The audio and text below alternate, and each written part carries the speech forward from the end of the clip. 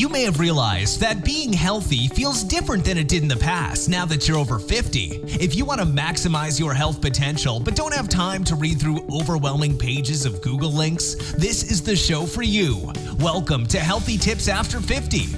We love doing the research, finding solutions, talking to health experts, and learning what works and what doesn't. Now, your host. She spent the last 25 years dedicated to feeling her best and is here to share her best findings with you, Susan Rosen.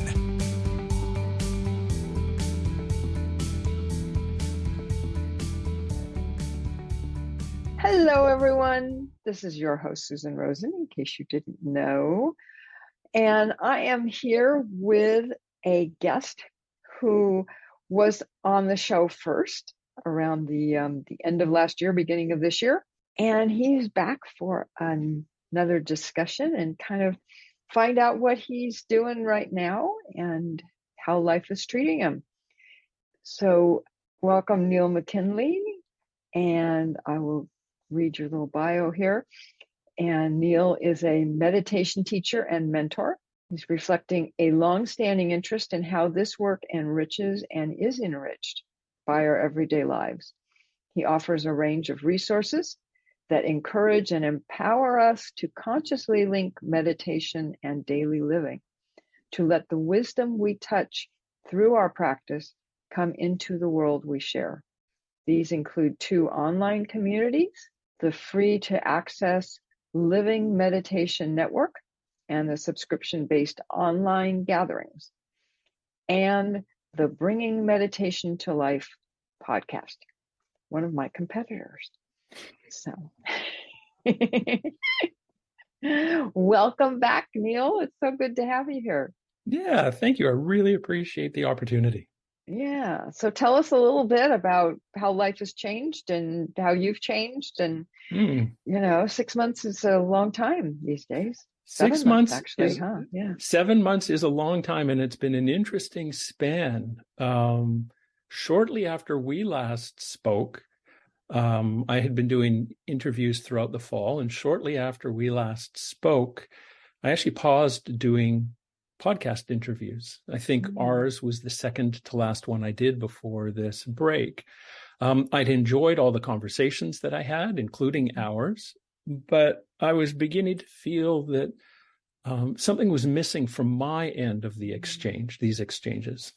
And so I paused, I took some time to reflect, and I realized that something was missing from my end, and it needed to be integrated into these conversations, which I've begun doing. And it's had a real interesting impact on my podcast interviews. It's had a really interesting impact upon my work and how I speak about my work. And, last time, we talked about the fact that I am a meditation teacher. I'm a meditation mentor. And, baked into these statements is the fact that I'm also a student of this work. I learned to meditate when I was a teenager, when I was a competitive swimmer. At a certain point, I studied and practiced in a series of 2 communities that were rooted in Tibetan Buddhism, that gave me opportunities to engage formal curriculum, that gave me opportunities to do long retreats. And then around about 2016, my relationship with the second of these communities started to quiver, started to shake and fray a little bit as I began to feel uncomfortable about how the leader was treating specifically his closest students. And by 2018, this discomfort had intensified as it became apparent that in spite of what I believed, in spite of what I'd been told, in spite of what I had told others as a leader in this community, what was driving that situation to my eye was not the teachings of meditation, not the practice of meditation, not the well-being and the development of the students, but really the self-centered impulses of the leader. And the extents that he was willing to go to assert these impulses created, again, to my eye, an environment that was characterized by manipulation and disempowerment and a profound sense of disrespect, fundamental disrespect Mm-hmm. And so for all of 2019, I struggled with this. There was struggled with the dissonance between what was going on or what I thought was going on and what I now saw to be happening with my very own eyes. Struggled with the depression and anxiety that arose from having my own inner intelligence undermined so completely, so frequently, such an ongoing way. So I struggled all the way through 2019. And then at a certain point, I became so mentally and physically compromised that I just had to leave. So basically unhealthy that I had to leave, which is what I did in February 2020. Well, it's, I know we kind of touched on this a little bit just before, but, my reaction is how good on you that you saw this and put yourself and your family first. That self-care, if we don't take care of ourselves, really nobody else is going to. Yeah. And it really became apparent that was the case, that we're continuing to function or try or dysfunction within that environment was no longer sustainable. It was just no longer possible. And, the choice was to continue to degrade both physically and mentally, or to leave. And so all of which is, a huge portion of life experience that I didn't speak to last time, right, which was the missing piece, I think, in these conversations. Okay.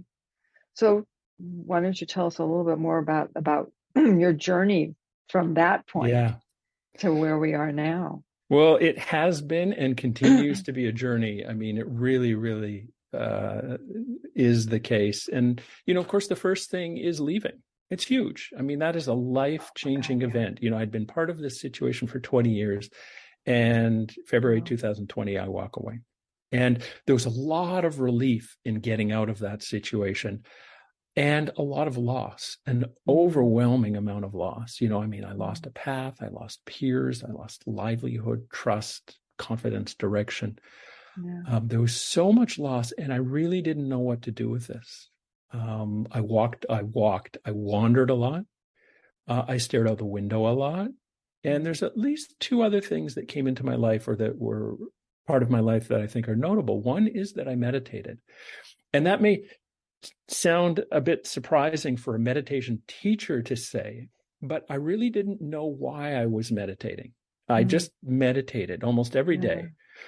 And as I meditated, I started to settle into what was happening for me, not changing, not getting rid of, not finding something other than that lostness, but I started to settle into that lostness. And as I settled in, there was this experience of insight that came. And it was insight, it wasn't the kind of insight I might read about in books about meditation, insight into egolessness or emptiness or anything like that.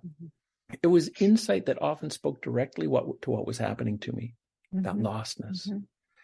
And this suggested to me a phase or an aspect of meditation that I hadn't really recognized before, one in which I allow the revelation that arises out of the settling that meditation brings into my life to actually guide me into the world. And so that's what I started doing, because I had no idea what else to do. And that sounds, I hear that and I think, oh, that sounds a little bit like big words, capital this, capital that, capital. But it was so granular and every day. If what came up was a sense that I was weary, I would rest. If it was a sense of loneliness, I would reach out. And if it was a sense of stuckness, I'd reach out for therapy. I'd do trauma therapy. I did a lot of EMDR over the last couple of years. So that's one thing, what the first notable that showed up in my life in this time, in a new way. And the second thing worth noting in this regard is that much of this practice that I'm talking about, I did in community. I did with others. Shortly after the end of the 20-year relationship with this problematic mentor, COVID struck. And so if the end of the relationship resulted in 75% of my livelihood ending, COVID took the remaining 25. And so I started offering something online, something that's now the community known as the online gatherings. And this is a group of meditators that support and encourage and inspire one another as we develop a relatable understanding of the teachings and practices of meditation and do what I just spoke about. Let the revelation that comes out of meditation guide us into our lives. Yeah. And under the influence of these two, much to my surprise, I found myself moving through my loss. Not getting over, because I still have some really bad days, but slowly finding my way through, and in the process, healing that damaged relationship with my own inner knowing, rediscovering a bit of trust and confidence that had been undermined, and finding a sense of direction and perfect purpose in my life that hadn't been there before. Yeah, and having been through something similar, having to do with some people that were very close to me, I totally can understand that. It's getting to a point of, the past is the past, but it can get to, and it never leaves because it was there, right? It happened. But you get to a point where it no longer holds, can't think what the right word is, but that feeling over you. It's like when you look back on it, you can look back on it without prejudice to say, hey, that wasn't good. This was okay, but I can't redo it. So let's move on. Well, and that's been an interesting part of the whole journey is coming to understand that for the past to be the past, it first needs to be the present. And with this experience, the magnitude was so intense, and the depths of how it's affecting my life went so deep. The roots went so deep that there's kind of this leapfrogging experience that I'm going through, meaning allow a certain amount of what I went through come into the present, meaning I'm present to it in this moment, allowing it to be what it is so that it can drift into the past. And when I do that, there's then another aspect in the queue that's waiting to come forward, right? Because I can't do it all at once. Yeah. And so a lot of the process that I've been going through the last couple of years has been this leapfrogging past and presenting. Yeah. Like, okay, that happened 3 years ago, but I never really consciously opened to it, allowed it, welcomed it into the present. So let's do that work now. And a lot of it happens through meditation and community, but not all. Trauma therapy remains huge in this process. Yeah. It comes into the present until, like you said, the charge kind of fades a bit. And then it becomes part of the past, not gone, but what I've gone through. At which point, like I said, there's some other aspect of the experience. Like, oh yeah, this thing from 6 years ago comes up. And then it's waiting. And then it goes back into the past, and something from a year and a half ago comes up. It's been very interesting in that regard, requiring a lot of flexibility, fluidity, and diligence, on my part. Yeah. No, that makes a lot of sense. That makes a lot of sense. Yeah. So moving then into the present, how are you? Because it still kind of becomes the basis, or it's a piece of who you are and who you've been and where you're coming from, and even though your direction now is different, which we can also talk about, how is all of that working, and with the people that that you are still working with? Well, it's really interesting. When we talked before, I didn't understand what you had just pointed to, that all of this that had happened to me was in some ways, or is in some ways, acting as a foundation for what I'm doing right now. I didn't understand that. Maybe I hadn't worked through my experience enough to see and understand that. And having done that a little bit, and I'm going to underscore a little bit, I'm about 2.5 years into this healing journey. And very early on, someone who had been through something very similar with another community said, and they had been there for, I think, 22 years, so a similar length of time. They said, you really should give yourself 10 years for this. And of course, me being me at the time, I was like, 10 years, no way. And now 2.5 years in, it's like, yeah, 10 years seems really reasonable. Having begun to allow this experience, to acknowledge that this experience happened to me, and to allow that of course, it's going to affect the work that I do. There's been, I think, a subtle and notable shift. There's been a number of subtle and notable shifts, not the least of which in the way that I talk about my work. I mean, the sense of the purpose that I now feel involves educating, encouraging, and empowering people. And if you listen to the way I described my previous situation, education, encouragement, and empowerment were all, at least, towards the end with this close group of senior folks, lacking. So there's this sense of educating, encouraging, and empowering people, often in community, as I spoke to, in a supportive community, so that we can get a sense of the teachings and practices of meditation that's relevant to our lives, so that we can become more familiar with and present to our lives, so that we can welcome the wisdom that's inherent in our lives and let this inner wisdom guide us into our lives. And in some ways, that kind of understanding of meditation and the human journey was undermined in the previous situation by the leader-centric focus, because it wasn't about our inner wisdom. It was about the leader's impulses and whims and whatever it might be in this present moment.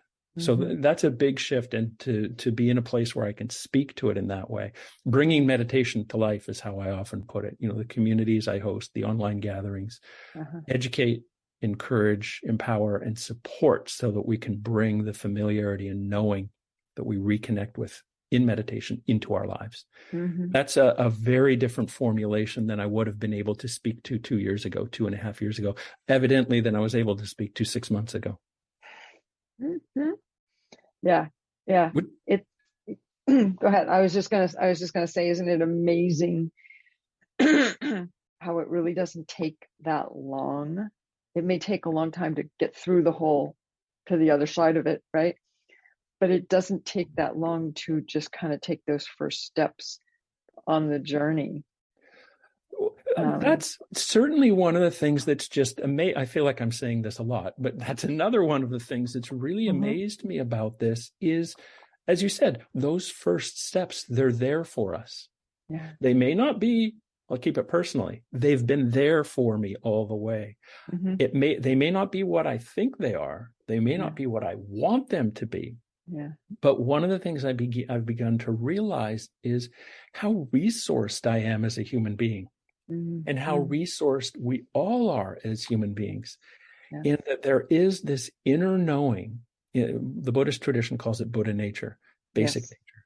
There's this inner knowing that's built into us, which means it's there. So if we're having a good day or a bad day, if we're wearing glasses or no glasses, if our hair is long or short, gray shirt, green shirt, that inner knowing is there.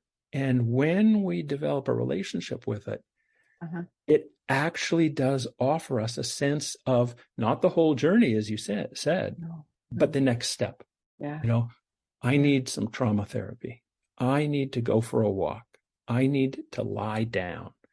I need to start to speak to my experience in a more holistic and inclusive way, which means my experience at the end of this community, which is, that came out of this deepening relationship, or the healing of this relationship with the inner knowing, is that step.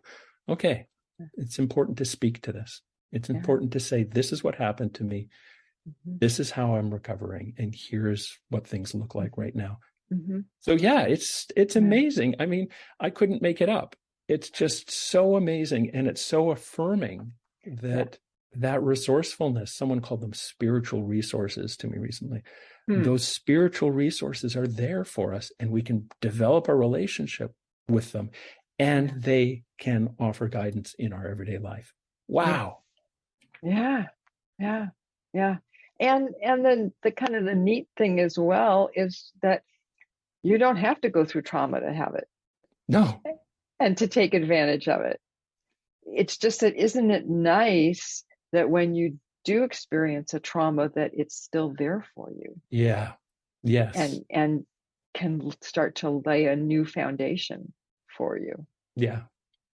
And I love how you pointed out, we don't need to go through trauma to discover this because it's always there.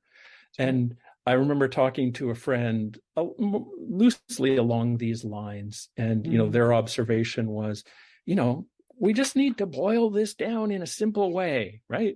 And I was like, well, how do you boil that down? And their comment was, well, when you go to a restaurant, there are all these options on the menu. How do you know which one you're to pick? You just know. That's an aspect of this inner knowing. Wow, that's a great and simple everyday example. Mm-hmm. Mm-hmm. Yeah. Yeah. Well, yeah. And the other thing which I've also learned in the last couple of years and really in my heart, that we all are okay, no matter what goes on out there, right? It's all out there.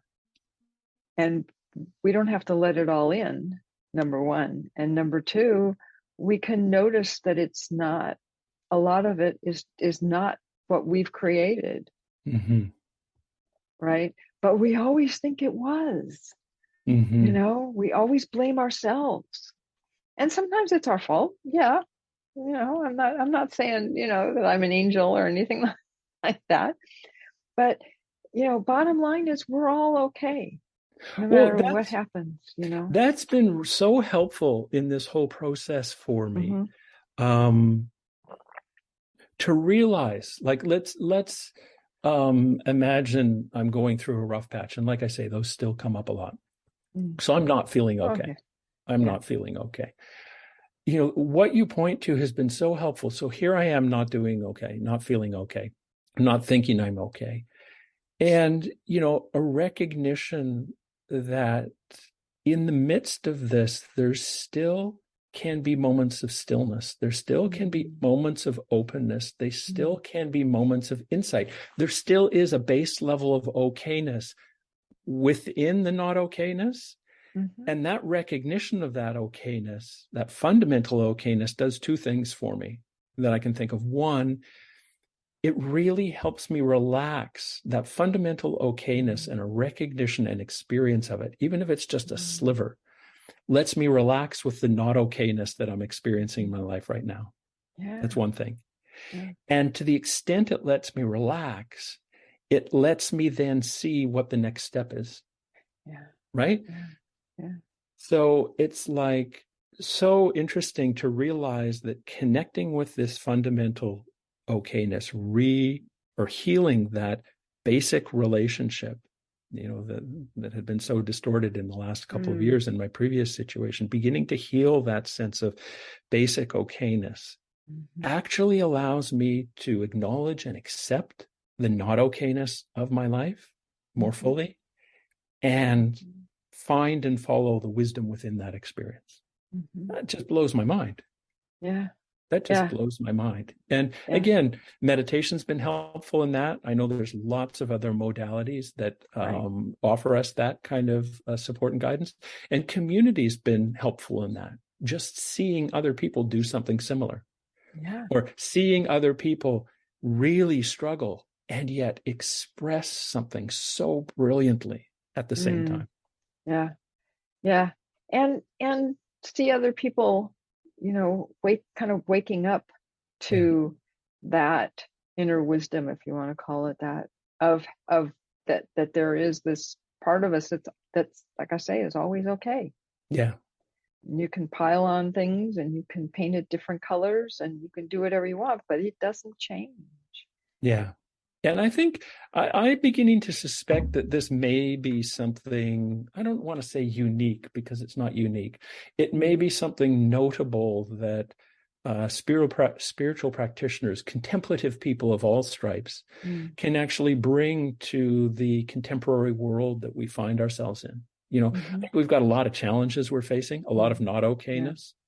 And I think we need all the human resources that we can possibly muster to meet them appropriately. And I'm beginning to feel more and more that part of that constellation of human resources that we need to muster includes a relationship to our basic okayness that contemplative practice allows us to nurture and launch from. I feel like that may be something, again, it's not the only thing needed in this moment, but I feel like that may be a piece of the puzzle that maybe doesn't get a lot of acknowledgement, is contemplative folks and their relationship, bringing that relationship with basic okayness out into the world might be really, really helpful right now. Yeah. No, I agree. And that right now people are just, they're all pointing fingers at other people and saying, you're stupid, or you're this, or, and having that realization that we're all really the same and we're all coming from the same place,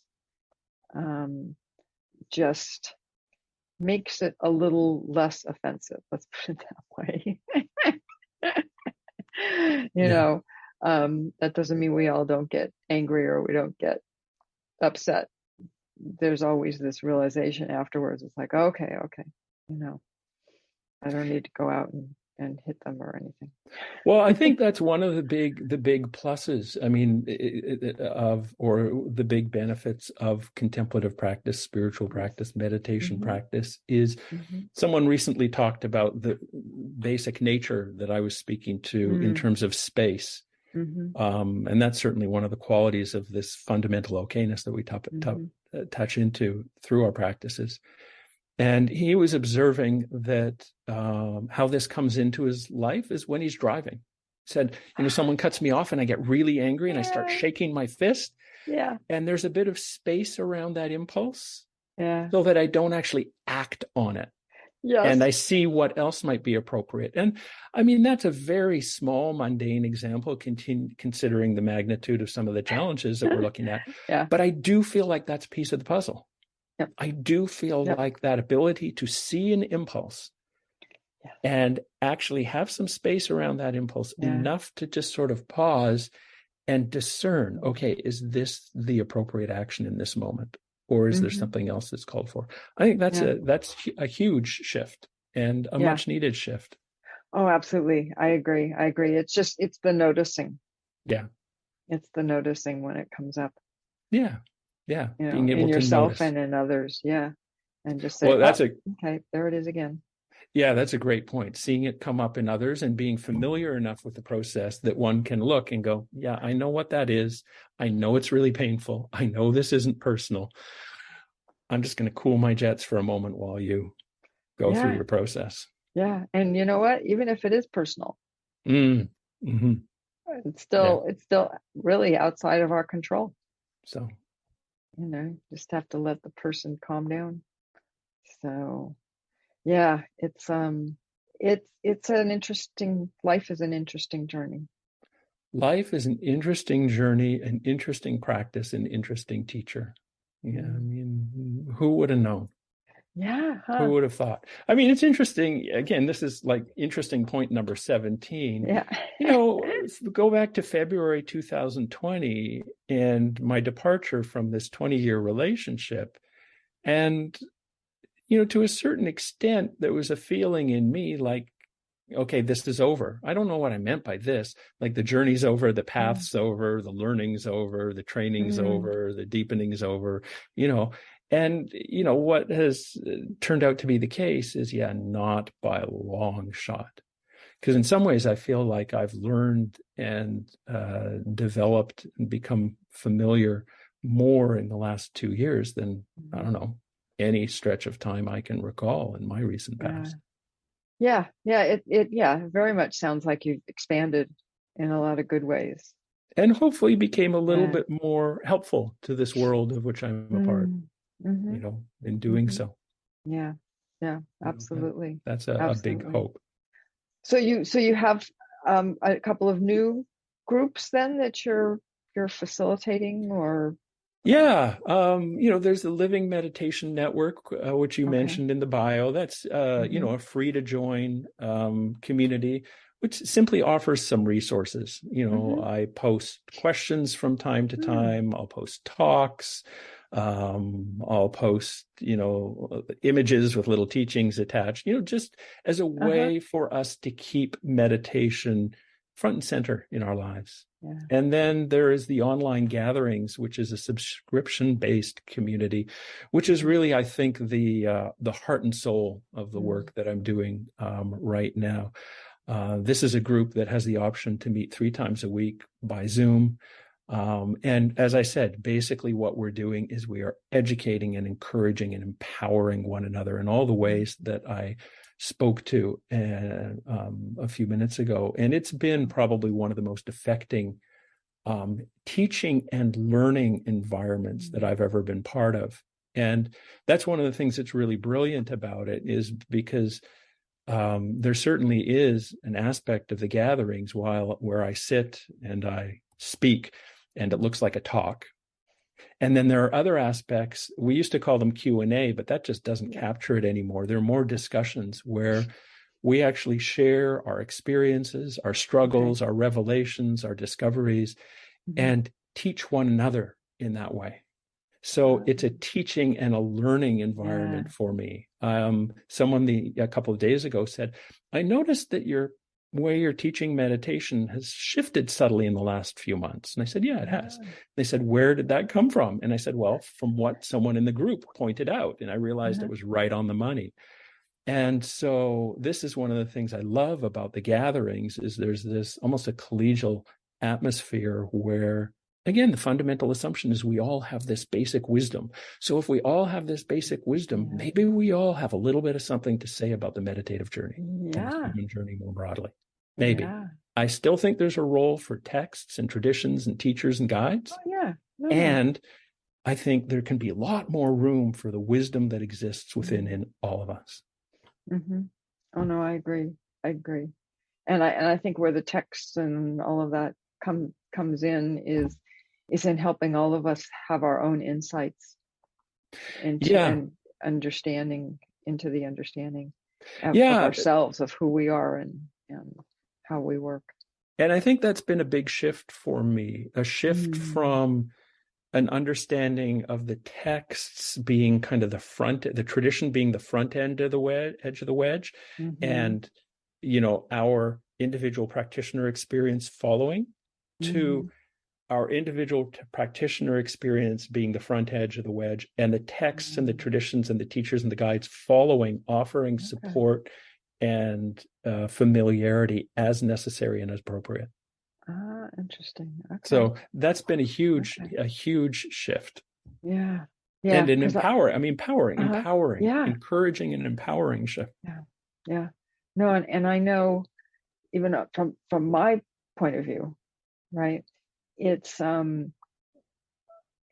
everything around having insights. It's like that's when we learn, and when we really embody things, is when we have the insight. You can tell me all about your insights all the time, and I'm not going to change a damn bit, right?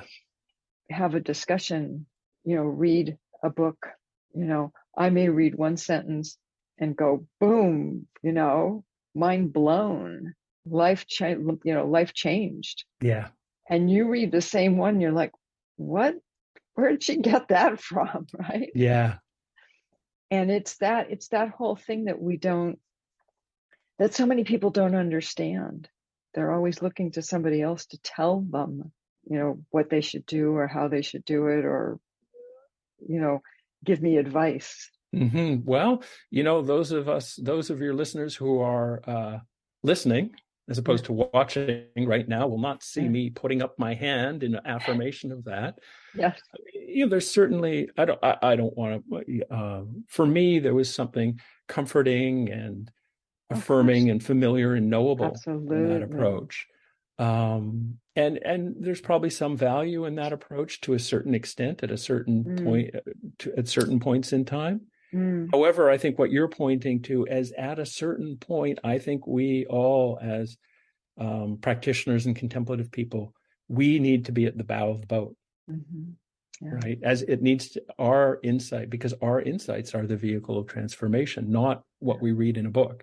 And it's interesting. I think it's easy for me to mistake that if I'm reading a book and there's this insight, mind blown, I often think, oh, it's the book, but it's not the book. It's the mind blown. Yeah. It's that embodied experience. That's it reminds me, there's a socio-cultural historian by the name of Morris Berman, and he's written a whole bunch of books. And for the life of me, I can't remember whether he was writing about a personal experience or whether this was his grandfather's experience. So let's assume it's Berman's experience. And he was going to Hebrew school, first day of Hebrew school. They got handed slates to, and they were going to learn the first letter of the Hebrew alphabet, which to my understanding is Aleph. Yeah, Aleph. Aleph. Actually, is the way it's pronounced, yeah. Aleph. And so the teacher then handed out honey, and each of the students was to dip their finger in honey and put the letter on the slate and then lick the honey off the slate. Okay. And the teacher's point was that's wisdom. Yeah.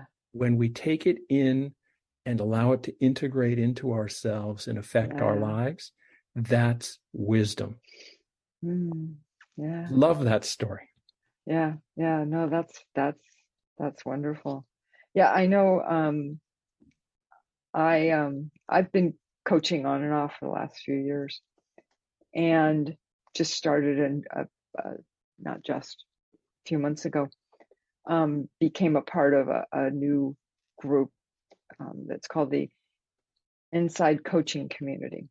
And that's the basis of all of it, is that when you coach people, you don't tell them what they should be doing. You ask questions, you be curious, and you reflect back to them what they're saying so that they can have their own insights. Yeah. That's so great. And it has been, talk about mind-blowing. It has really been mind-blowing, because we do a lot of practicing within ourselves, within our group besides, right? And there have been some of them myself that is just like, oh shit, oh yeah, oh my God. I know seeing other people, it's just, it's so fun. I know in my own mentoring work, it's one of the moments I so cherish is those moments where, and it's like you said, as a coach, as a mentor, as a guide, one reflects back what the other person has said. So their words, their phrasing, their images, and there's a shift. Yeah, you can see a it. Mind blowing based upon what they've actually offered, not upon any wisdom or intelligence on our parts. No, I know. On the wisdom that's coming out of their necessarily unique human experiences. I always feel like I'm going to fall off the chair in those moments. Yeah. Because it's so deeply affecting. Yeah. It really is. It's like watching a life change. And affirming. I mean, just affirming. We keep coming back to this, affirming of our basic human intelligence. And I think we all know that we cover it up with all sorts of this and that and the other thing. Fair enough. And we do need to look at that, and we do need to work with that. But I think the ground, though, and this goes back to something you said a few minutes ago, the ground, though, is affirming that that's there and acknowledging the moments when it's showing up so that we can relax more and more with who we are and let that happen more and more often. Yep. I totally agree. And so that we can feel okay about taking on those clouds and obscurations and distortions that are part of it, so that we don't make the mistake of thinking that because there's a distortion of the way we're seeing things that we're bad people, because we're not. It just means there's a distortion in the way we're seeing things. That's right. That's so, right. So yeah. Yeah. I totally agree. Well, is there anything else you would like to say just to kind of wrap up all of this and your journey? And yeah, and we were talking earlier about health and wellness and how that all kind of comes together in that broad, very, very, very broad subject. Well, as I've been, getting ready for this conversation, which has been wonderful again, thank you very much, and very, very rich. Thank you. As I was getting ready for this, I was thinking about the title, Healthy Tips After 50. And I'm after 50. Yeah.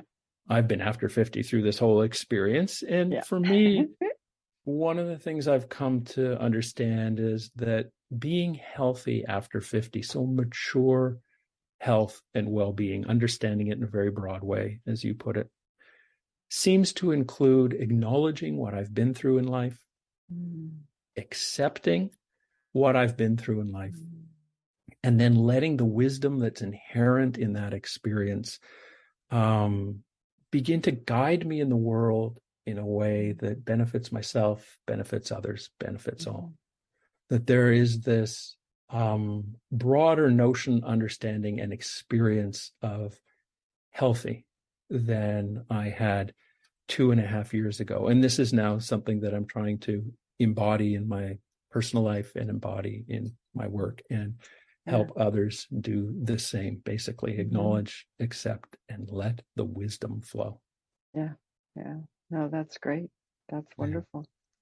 Very nice. Well, I appreciate the opportunity to revisit the podcast and kind of offer this fleshed out kind of, from my end anyway, deeper, richer sense of what it is that I have been doing and what it is that I am doing. Yeah.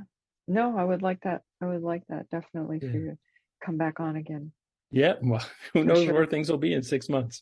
Yeah. Well, that's true. Yeah. That's very true for all of us. Yeah. Very true. It only takes one day to change your life, right? Well put. Yeah. That's all it takes. Okay. Well, with that, I will wrap up and say that neither of us are doctors, and this is not to be seen as medical advice. And if you are having some issues along that line of medical problems, please call your own doctor, go to the emergency room or whatever is appropriate. And so I will say thank you again to Neil, and thank you to all of you listeners, and I will talk to all of you next week. Hello, everyone. This is Susan. I hope you enjoyed this wonderful interview. And if you'd like to talk more about this topic or are looking for your own breakthrough, I'm an insight coach, and I would love to gift you a session so we can talk more about this. You can reach me by sending an email to susan@healthytipsafter50.com. I'm sure you recognize that name. This has been Healthy Tips After 50 with Susan Rosen. To stay on the cutting edge of the most effective health strategies, subscribe to this podcast and let us know what you thought of the show with a comment or like on iTunes. Visit healthytipsafter50.com for this episode's show notes, more resources, and free offers.